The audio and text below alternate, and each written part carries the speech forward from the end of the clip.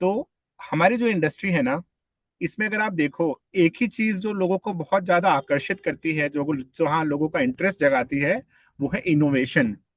Because आप नई नई चीजों के बारे में बात करते हैं, नई नई चीजों को समझते हैं, और ऐसे ही आपका इस इंडस्ट्री में इंटरेस्ट आता है ना। हमारा एक फिड्यूशरी रिस्पॉन्सिबिलिटी है इस इंडस्ट्री में कि हम अपने इन्वेस्टर्स को हर एक इन्वेस्टमेंट सॉल्यूशन दे जो कि किया जा सकता है।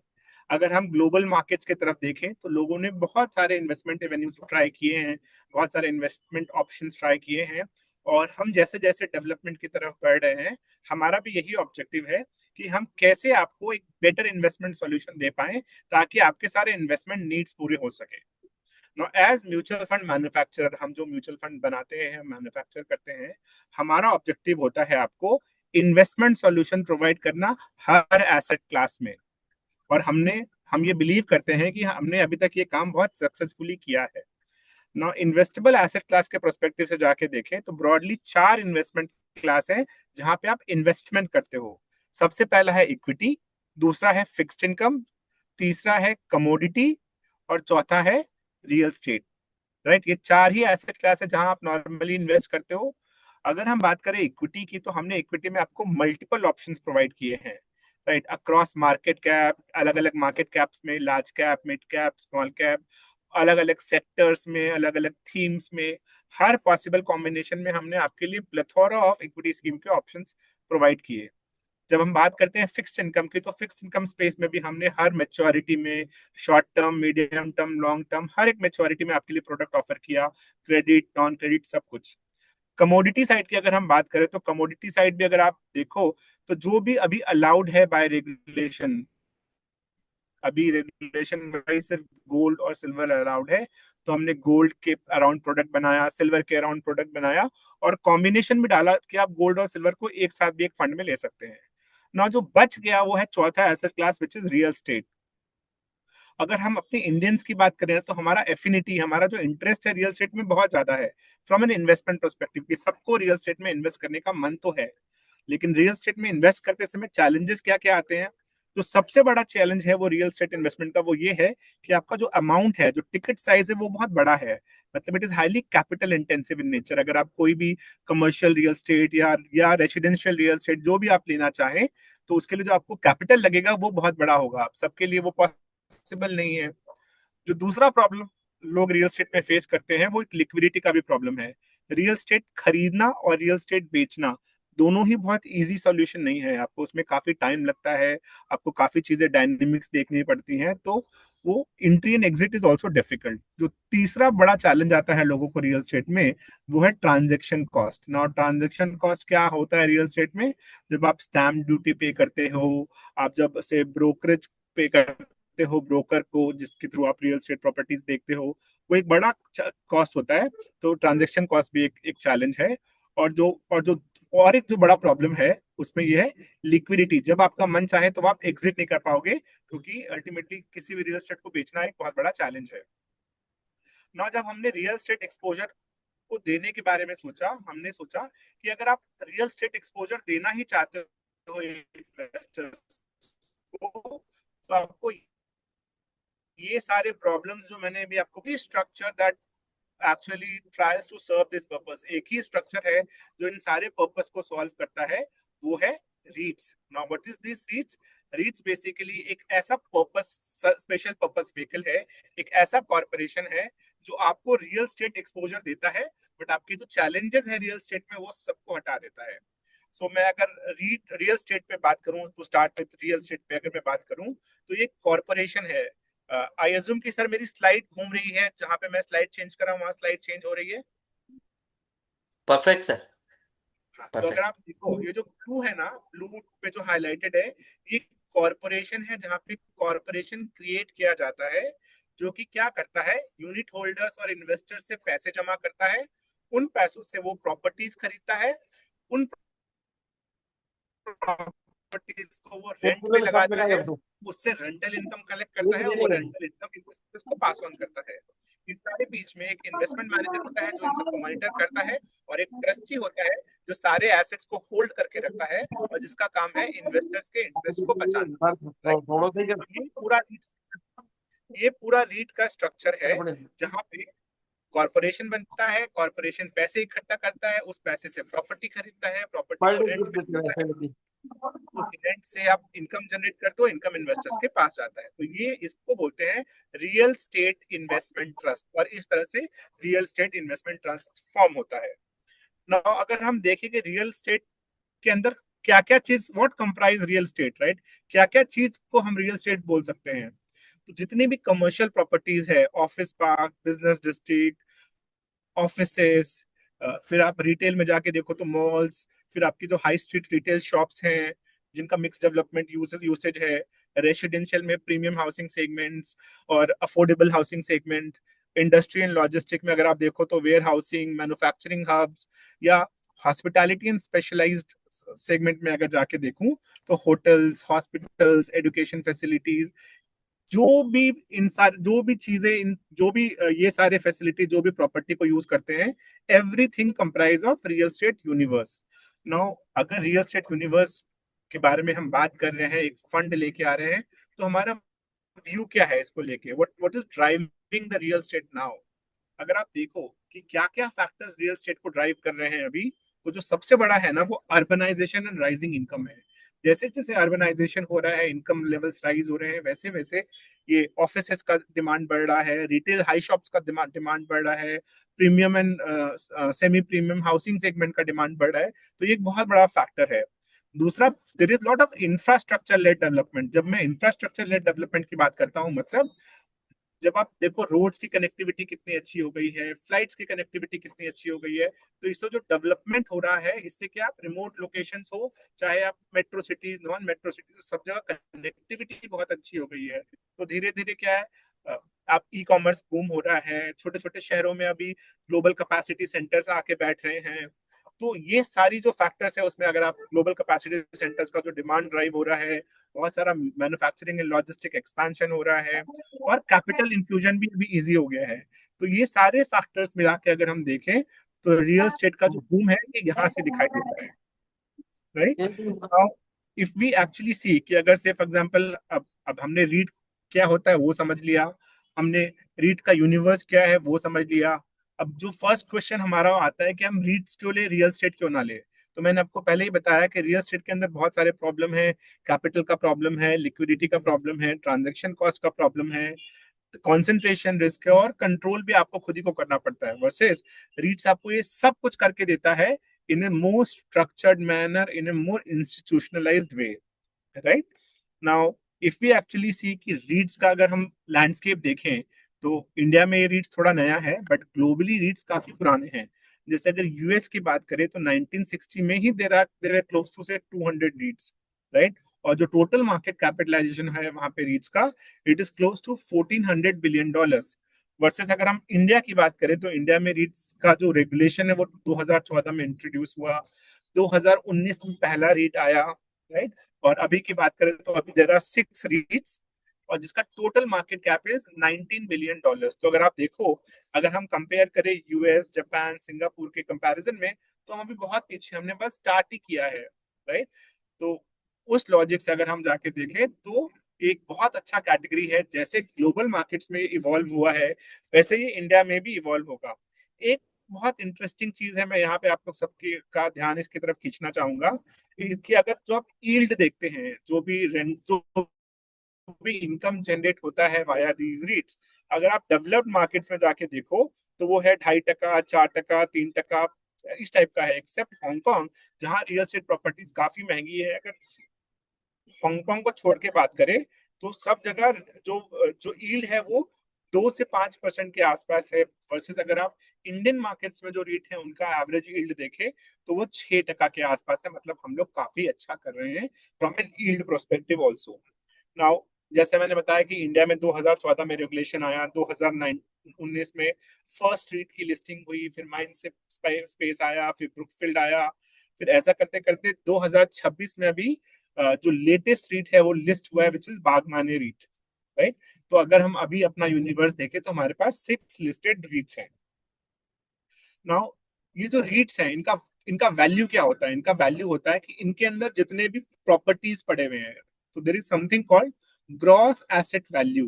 तो अगर हम जितने भी रीट्स हैं इंडिविजुअली जाके उन सबका जितना भी जो वो प्रॉपर्टी है होल्ड करते हैं उन सबका वैल्यूएशन निकाल के देखें, तो जो आता है उसको बोलते हैं gross asset value. So from a gross asset value perspective, the total assets owned by all these 6 listed REITs is close to 3.1 lakh crore. 3 lakh crore के आसपास उनका टोटल एसेट का वैल्यू है.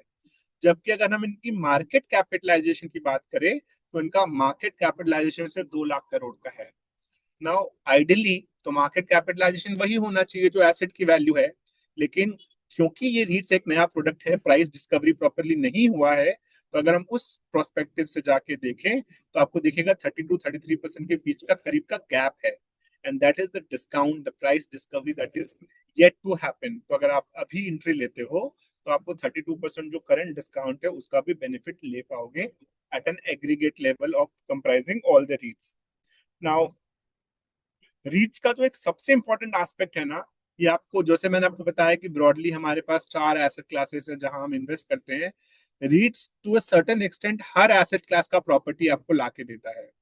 नाउ जो मैंने बताया रीट का स्ट्रक्चर क्या है, रीट पैसे जमा करता है, उस पैसे से प्रॉपर्टी खरीदता है, प्रॉपर्टी को रेंट पे लगाता है और आपके लिए रेंटल इनकम जनरेट करके देता है. नाउ रेंटल इनकम तो जनरेट करके दे रहे हैं वो प्रॉपर्टी, बट वो प्रॉपर्टी का अप्रिसिएशन भी हो रहा है. तो वहां पे जो रीट्स है ना वो इक्विटी का प्रॉपर्टी सिग्निफाई करते हैं. ना हम जब इक्विटी लेते हैं तो हम इक्विटी किस लिए लेते हैं? इक्विटी हम लेते हैं ग्रोथ के लिए, मार्क टू मार्केट अप्रिशिएशन के लिए.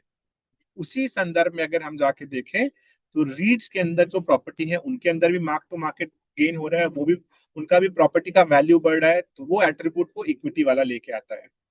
From a fix income prospective, fixed income से हमारा एक्सपेक्टेशन क्या है कि आपके पास स्टेबल इनकम आता रहे. तो रीट्स के अंदर भी जो यील्ड है वो आपको स्टेबल इनकम के जैसे काम कर रहा है.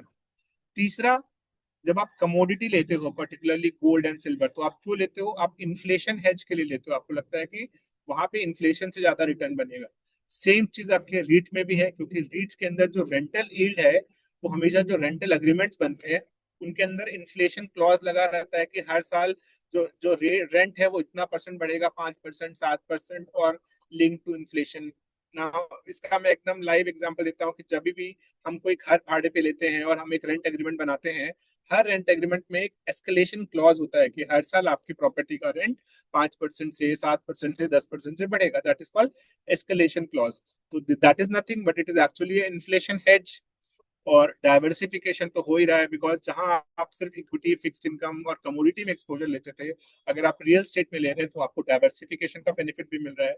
So net net it is actually doing everything that each asset class do. And इसीलिए रीट्स को हम बोलते हैं one asset class many investment role. In fact it is called jack of all trades, जो आपको इक्विटी का बेनिफिट भी देता है, फिक्स्ड इनकम का बेनिफिट भी देता है, गोल्ड सिल्वर का बेनिफिट भी देता है और रियल एस्टेट का एक्सपोजर भी देता है. सो रीट्स का जो स्ट्रक्चर है वो इस तरह से डिफाइन किया है कि आपको सारे एसेट क्लास का बेनिफिट दे.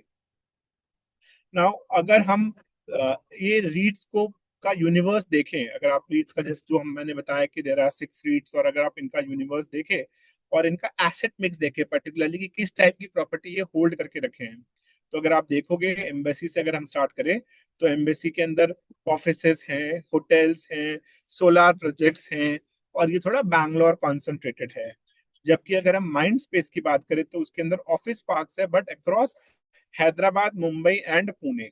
सिमिलरली अगर हम ब्रुकफील्ड की बात करें तो उसके पास मुंबई में ऑफिस है, NCR national capital region Delhi वाले एरिया में उसके पास ऑफिस है, कोलकाता में उसके पास ऑफिस है. सिमिलरली अगर हम नेक्सस की बात करें तो पास 15 सिटीज में ऑफिस है. अगेन नॉलेज रियलिटी में अगर आप देखो 6 सिटीज के अंदर वो ऑफिस ऑफिस प्रोजेक्ट्स हैं उसके पास. एंड बागमाने जो अभी बहुत रिसेंटली लिस्टेड हुआ है उसके पास बैंगलोर में मेजर कंसंट्रेशन है, plus not just office also solar power projects, right.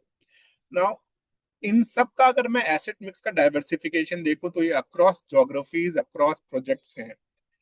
दूसरा चीज कि इन सब का अगर मैं लोन देखूं बुक्स पे जाके कि लोन कितना है, जिसको बोलते हैं हम LTV, loan to value ratio, तो अगर आप देखोगे loan to value ratio most of these REITs have in the range of से बिटवीन 5 to 30%. जैसे बागमाने का अगर आप देखें तो एकदम रिसेंटली लिस्ट हुआ है तो उसके अंदर 5% एलटीवी है. वर्सेस अगर आप नॉलेज रियलिटी में जाके देखोगे तो 18% है, ब्रुकफील्ड के अंदर 32% का लोन है। तो ये सब बहुत ही लेस लिवरेज्ड भी हैं। तो आपके हिसाब से, हमारे हिसाब से, जो डेट टू इक्विटी सेगमेंट है या जो डेट टू इक्विटी रेशियो है, वो भी काफी काफी कंफर्टेबल है। और फ्रॉम ए डिस्ट्रीब्यूशन परस्पेक्टिव तो रफली रफली 32,000 करोड़ का डिस्ट्रीब्यूशन इन सारे रीट्स ने ऑलरेडी कर दिया है। और फ्रॉम इकोनॉमिक एज अगर हमको लगता है कि रिन्यूएबल सोर्सेस ऑफ एनर्जी ज्यादा बढ़ने वाली हैं, ग्लोबल कैपेसिटी सेंटर्स बढ़ने वाले हैं, हम जब एआई की इम्प्लीमेंटेशन मोड में आएंगे तो इंडिया सबसे बड़ा बेनिफिशियरी होगा। प्लस इंडिया के अंदर जो चीप ह्यूमन रिसोर्स है उसके लिए बहुत सारे data hubs, data centres India में हैं। एवरीबडी विल नीड इंफ्रास्ट्रक्चर, सबको ऑफिस चाहिए, काम करने के लिए जगह चाहिए, और धीरे धीरे ये वाला सेगमेंट और भी बढ़ जाएगा। तो फ्रॉम दैट परस्पेक्टिव अगर आप देखें तो बहुत बड़ा इकोनॉमिक एज है इस सेगमेंट में वाया रीट्स। नाउ अगर मैं से फॉर एग्जांपल डिस्ट्रीब्यूशन की बात करूं, जैसा मैं बता रहा था कि 32,000 करोड़ के आसपास का ऑलरेडी डिस्ट्रीब्यूशन हो गया है। तो एम्बेसी ने जब से लिस्ट हुआ है, इनफैक्ट 4 साल हुए हैं लिस्ट हुए हुए, रफली रफली 14,500 करोड़ का डिस्ट्रीब्यूशन ऑलरेडी कर दिया इन द फॉर्म ऑफ से डिविडेंड इनकम और इंटरेस्ट इनकम और कैपिटल रीपेमेंट। सिमिलरली आप देखो माइंडस्पेस, ब्रुकफील्ड, नेक्सस, नॉलेज, सबने थोड़ा थोड़ा जो सबका आप देखोगे तो डिस्ट्रीब्यूशन आप देख सकते हो। Right now if we actually go and check कि रीड्स का जो स्ट्रक्चर हमने क्लियरली आइडेंटिफाई कर लिया, उसके बेनिफिट्स देख लिए, उसका इम्पैक्ट देख लिया, उसका एडवांटेज देख लिया, अब रीट्स में हम एक्सपोजर कैसे ले ना, क्योंकि देर आर 6 रीट्स, आप 6 रीट्स के अंदर इंडिविजुअली भी जाके एक्सपोजर ले सकते हैं। बट हमने जिस तरह से इसको स्ट्रक्चर किया है, हमने जैसा मैंने बोला था हमारा ऑब्जेक्टिव इन्वेस्टर्स को रियल स्टेट सेगमेंट में एक्सपोजर देने का है। तो हमने रीट के साथ रियल स्टेट स्टॉक्स को कंबाइन करके एक इंडेक्स बनाया which is called Nifty REIT and realty index. Now ये इंडेक्स क्या करेगा, सारे रीट्स को कंबाइन करेगा, जितने भी लिस्टेड रीट्स हैं उनको कंबाइन करके उस पे रियलिटी स्टॉक ऐड करके आपके लिए एक इंडेक्स पोर्टफोलियो बनाएगा। और उस इंडेक्स पोर्टफोलियो के हिसाब से आपके रिटर्न्स आते रहेंगे। नो अगर हम, क्योंकि ये इंडेक्स फंड स्ट्रक्चर है, तो अगर हम इसका बाइफर्केशन देखें करंटली, तो करंटली ये 60% रीट रहेगा एंड 40% रियलिटी स्टॉक्स रहेगा। तो 60 जो 6 रीट्स हैं, अभी अभी तो 5 ही हैं, छठा सितंबर में इंक्लूड होगा। तो it will comprise 60% exposure to REITs and 40% exposure to real estate stocks. But हमारा ऑब्जेक्टिव रियल स्टेट स्टॉक्स को इंक्लूड करना नहीं है, हमारा ऑब्जेक्टिव आपको 100% रीट एक्सपोजर ही देना है। लेकिन अगर आप रेगुलेशन वाइज जाके देखें तो रेगुलेशन बोलता है कि किसी भी इंडेक्स में कम से कम 10 सिक्योरिटी होने चाहिए। लेकिन करंट स्टेट में खाली 5-6 रीट्स हैं। तो टिल सच टाइम जितने भी रीट्स है वो आ जाएं, तब तक ये खाली स्टॉक ब्रिज अरेंजमेंट है जहां पे आपको रियल स्टेट स्टॉक्स का एक्सपोजर मिल रहा है। जैसे जैसे रीट्स इंक्लूड होते जाएंगे, वैसे वैसे रियल स्टेट स्टॉक्स एक्सक्लूड होते जाएंगे। And eventually in next 2 to 3 years ये पूरा का पूरा रीट इंडेक्स बन जाएगा। अगर हम इसके इंडेक्स कंस्ट्रक्शन की बात करें तो इसमें एक ही चीज बहुत इंपॉर्टेंट है समझने का, कि ये 15 सिक्योरिटी का इंडेक्स होगा, जहां पे स्टॉक्स और रीट्स का सिलेक्शन होगा on the basis of their free float market cap, and उनको वेट्स जो मिलेगा वो भी on the basis of their free float market cap. लेकिन जब सिलेक्शन होगा तो पहला प्रेफरेंस रीट्स को मिलेगा। तो जैसे जैसे रीट्स आते जाएंगे वैसे वैसे रियल स्टेट स्टॉक्स कम होते जाएंगे। नाउ अगर जब नेक्स्ट 2 to 3 years में, जैसा हमको लग रहा है कि बहुत बड़ा पाइपलाइन है नए रीट्स को लिस्ट होने का, अगर नेक्स्ट 2 से 3 साल में 15 छः ऑलरेडी हैं, अगर 9 और रीट आ गया, then it will be 100% REIT index, जहाँ पे जो जो वेट है वो भी सारे रीट्स को on the basis of the free float market cap ही मिल जाएगा। And ultimately this index will also be reviewed on a quarterly basis, which is in the month of March, June, September and December.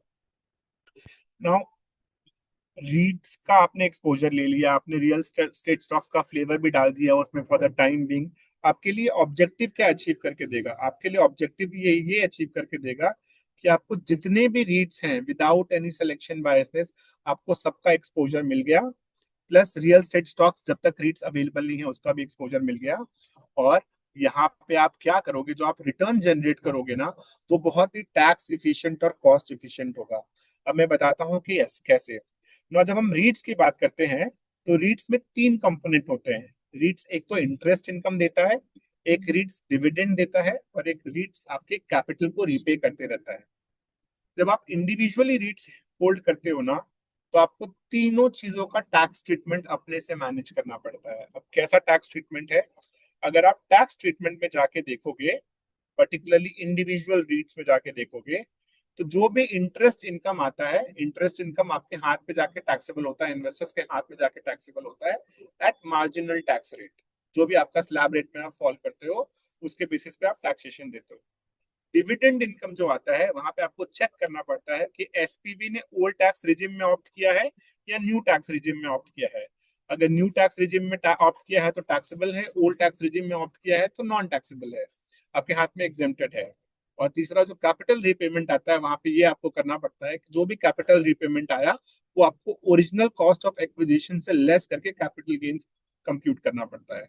और जो भी आपके पास capital gain आ रहा है, आपको हर बार उसको, सॉरी, जो कैपिटल रीपेमेंट आ रहा है, उसको आपको बार बार इन्वेस्ट भी करते रहना पड़ेगा। नाउ क्योंकि मल्टीपल लेयर्स ऑफ टैक्सेशन है, हर चीज के लिए अलग अलग टैक्सेशन, उसको हमने क्या किया, जब म्यूचुअल फंड स्ट्रक्चर में हम लेके आए, तो हमने क्या किया, आपके लिए वो एकदम सिंपल कर दिया। अब खाली एक ही टैक्सेशन है, विच इज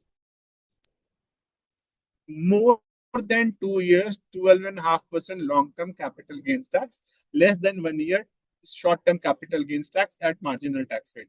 जैसे ही आपका 2 साल से ऊपर का पीरियड, होल्डिंग पीरियड होता है, तो जो भी आप इनकम जनरेट करोगे स्कीम के अंदर, रीट्स में वाया म्यूचुअल फंड स्ट्रक्चर, उस सब पे एक ही टैक्स देना है, which is 12.5% long term capital gain tax. क्यों ऐसा होता है?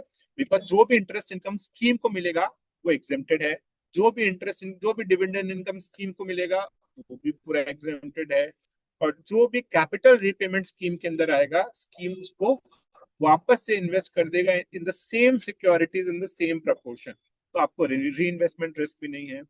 अल्टीमेटली आपको टैक्स कब पे करना है? जब आप एक्चुअल डिविडेंड पे करोगे, जब आप एक्चुअल रिडम्पशन करोगे, और वहां पे जो आपका कैपिटल गेन्स होगा, आपको खाली कैपिटल गेन्स टैक्स उसी समय पे जाके पे करना है, राइट? तो instead of getting into multiple layers of taxation, हमारा आइडिया था कि हम आपके लिए एक ऐसा स्ट्रक्चर बनाएं जहां पे आप एक ही टैक्सेशन फॉलो करो और सब चीज का टैक्सेशन एक यूनिफॉर्म हो जाए, which is more than 2 year, 12.5%। Now एक क्वेश्चन यहाँ पे सब हमेशा पूछा जाता है कि आप बोल रहे हो कि ये इवेंचुअली 100% रीट इंडेक्स हो जाएगा, बट अभी तो 60% रीट ही है, तो कैसे ये 100% हो जाएगा? तो अगर मैं चेक करूं कि रीट का एक्सपोजर अभी तो 6% है, बट 100% कैसे होगा इवेंचुअली, तो अगर आप देखोगे दो तरीके से ये 100% इंक्रीज होगा रीट का एक्सपोजर, फ्रॉम 62 से 70, फिर 80, फिर 90, फिर 100। जैसे जैसे न्यू रीट्स लिस्ट होते जाएंगे, वैसे वैसे रीट का एक्सपोजर बढ़ता जाएगा। और दूसरा, जैसे जैसे फ्री फ्लोट ऑफ एग्जिस्टिंग रीट्स, कुछ कुछ फ्री रीट्स जो कि 2025 में और 2026 में लिस्ट हुए हैं, उनका फ्री फ्लोट मार्केट कैप 25-30% ही है।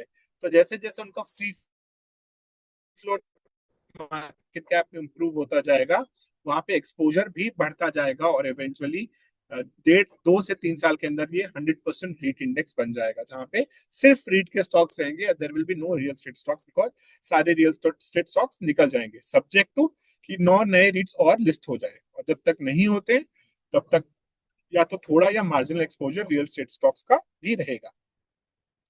नाउ अगर मैं आपको इस स्कीम का रिटर्न प्रोफाइल दिखाऊं कि कैसा रिटर्न्स है, क्योंकि रीट्स एक नई कैटेगरी है, 4-5 साल का ही हिस्ट्री है, तो अगर आप 3 साल का सीएजीआर रिटर्न देखें, जो Nifty REIT and realty index है, उसका सीएजीआर इज 19.1 या रिटर्न है, और जो स्टैंडर्ड डेविएशन वोलाटिलिटी है वो 13.5% का है। अगर हम उसके अगेंस्ट रियलिटी इंडेक्स को देखें, जो कि प्योर रियलिटी है, वहां पे आप सिर्फ रियलिटी, रीट नहीं, सिर्फ रियलिटी, तो वहां पे जो रिटर्न आ रहा है, सीएजीआर रिटर्न, वो आ रहा है 17% at a standard deviation of 27%। तो हमने क्या किया, जब रियलिटी को रीट के साथ ऐड किया, तो आपका रिटर्न प्रोफाइल भी इंप्रूव हो गया और आपका रिस्क प्रोफाइल भी इंप्रूव हो गया, right? Return better than reality, risk almost 50% of reality.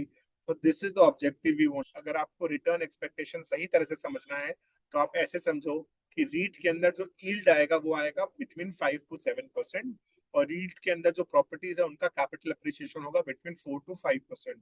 सो जब आप इस फंड से रिटर्न एक्सपेक्टेशन की बात करते हो, तो रिटर्न एक्सपेक्टेशन आपको 9 से 11% के बीच में करना चाहिए। अगर किसी पीरियड में, किसी साल में अगर आपको अच्छा कोई मार्क टू मार्केट गेन आ जाता है, तो वो बात अलग है, but from A realistic stand point the return that can be expected from this fund is something between 9 to 11%, because ये कैटेगरी क्या कर रहा है आपको, ये कैटेगरी आपको रीट का जो एक्सपोजर है वो इन tax efficient and cost efficient and more structured way में लाके दे रहा है, but till such time real estate stocks है वो थोड़ा वोलेटिलिटी को भी ऐड करेगा. So from a return profile you can expect the returns better than fixed income, and from a risk perspective you can expect the volatility much lower than a pure reality index, right?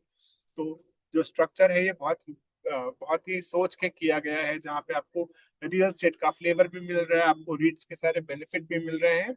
At the same time जो operational hassle है, जो challenges है rebalancing को लेके, dividend को लेके, interest income को लेके, सबको एक अच्छी तरह से एड्रेस करके आपके लिए एक ही सिंगल स्ट्रक्चर में हम फंड लेके आ रहे हैं, विच इज आपका टैक्सेबिलिटी यूनिफॉर्म हो जाएगा, more than 2 year 12.5% and less than 2 year short term capital gains tax. So यही जो प्रोडक्ट है, I mean this is a new in the category, इसके पहले कोई प्रोडक्ट नहीं था ऐसा.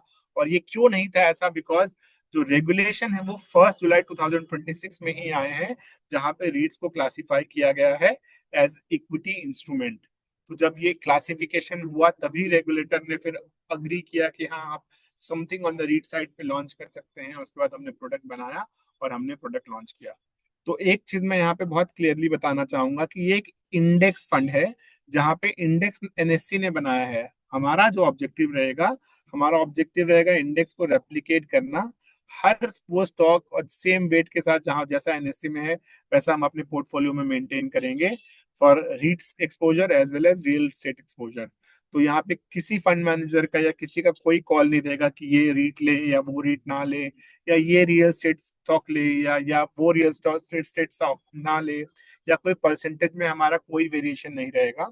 So it is a 100% passively manage scheme, जहाँ पे हम इंडेक्स को रेप्लिकेट करेंगे. तो आप नॉन डिस्क्रिशनरी वे में आप जाके रीट का एक्सपोजर ले सकते हैं इन कॉस्ट एफिशिएंट में है ना, टैक्स एफिशिएंट में, राइट? तो बहुत ब्रीफली मुझे यही बात करनी थी अबाउट दिस फंड. अगर आप लोगों